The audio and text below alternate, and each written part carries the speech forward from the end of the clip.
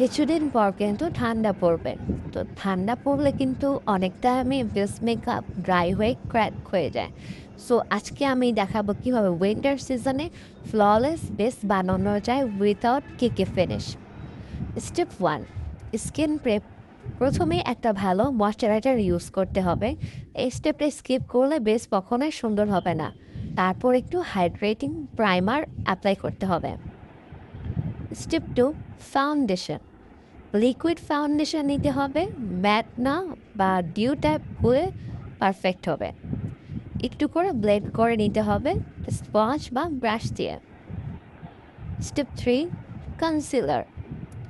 Under eye বা ব্লেমিশে হালকা concealer apply করে নিতে হবে।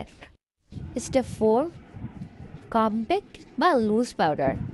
পুরো মুখে নয়, শুধু টিজম লাইটে পাউডার দিয়ে, এতে মেকআপ কেকি হবে না। Step 5, finishing touch.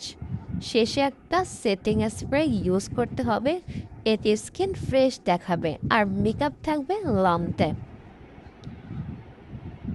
সো এই সিম্পল স্টেপগুলো ফলো করলে উইন্টারে ফ্ললেস অ্যান্ড গ্লোয়িং বেস পাওয়া একদম ইজি।